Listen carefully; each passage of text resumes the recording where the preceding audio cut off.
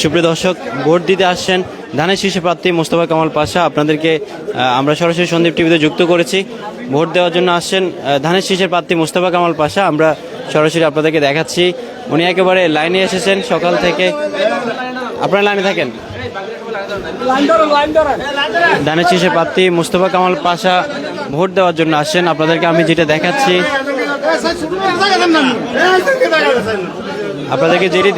আমি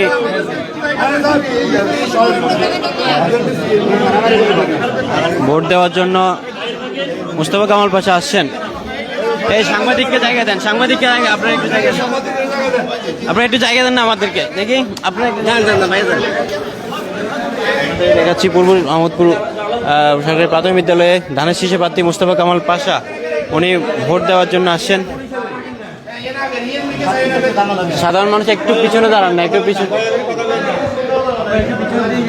অনেক আলো থাকবে, একটু অন্ধকার।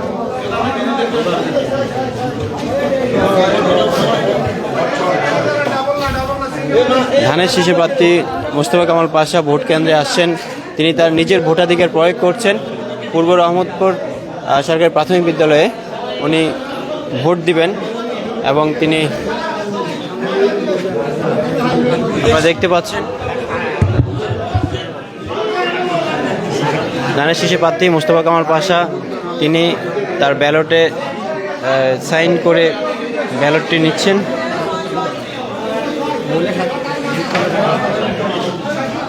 সুপ্রিয় দর্শক, আপনাদেরকে দেখাচ্ছি পূর্ব রহমতপুর কেন্দ্র থেকে। আপনারা দেখতে পাচ্ছেন ধানের শীর্ষের প্রার্থী মোস্তফা কামাল পাশা তিনি ভোট দিচ্ছেন।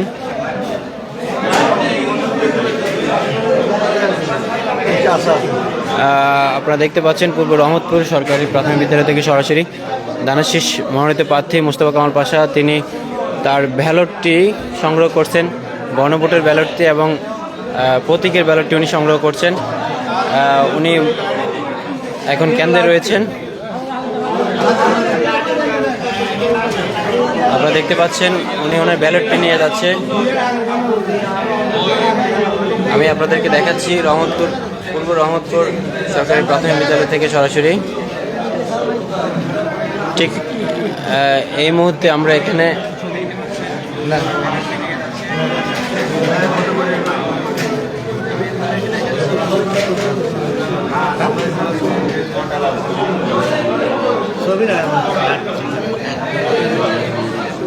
আপনারা জানেন দুইটি ব্যালট দেওয়া হবে, একটি হচ্ছে গণভোটের ব্যালট, অন্যটি মার্কার ব্যালট। সন্দীপের যিনি ধানের শীষে প্রার্থী তিনি দুইটি ব্যালট গ্রহণ করছেন এবং ব্যালটগুলো গ্রহণ করে তিনি গোপন বুথে যাবেন। গোপন বুথে গিয়ে তিনি তার ভোটাধিকার প্রয়োগ করবেন। আপনারা দেখতে পাচ্ছেন তিনি ভোটের ব্যালট নিয়েছেন এবং ভোটের ব্যালট নিয়ে তিনি যাচ্ছেন ভিতরের দিকে। তিনি যে বুথ রয়েছে বুথে যাচ্ছেন এবং তিনি সেখানে আপনারা দেখতে পাচ্ছেন তিনি তার ভিতরে প্রবেশ করেছেন। যে অভ্যন্তরীণ কক্ষ রয়েছে সেই কক্ষে প্রবেশ করেছেন। আপনারা দেখতে পাচ্ছেন উনি ভোট দিচ্ছেন। তিনি হলুদ কাপড়ের ঘেরা দেওয়া যে কক্ষ রয়েছে ঠিক সেখানে প্রবেশ করছেন, সেখানে তিনি ভোট প্রয়োগ করছেন এবং তিনি ব্যালট গ্রহণ করেছেন। আমরা আপনাদেরকে দেখাচ্ছি, আমরা আপনাদেরকে সরাসরি দেখাচ্ছি সন্দীপ টিভিতে। মোস্তফা কামাল পাশা তিনি তার ভোট প্রয়োগ করছেন। আপনারা দেখতে পাচ্ছেন তিনি ভোট প্রয়োগ করেছেন এবং বের হচ্ছেন।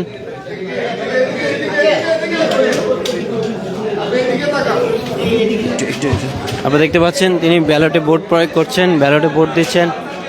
মোস্তফা কামাল পাশা তিনি তার ভোটাধিকার প্রয়োগ করছেন। এদিকে একটু এদিকে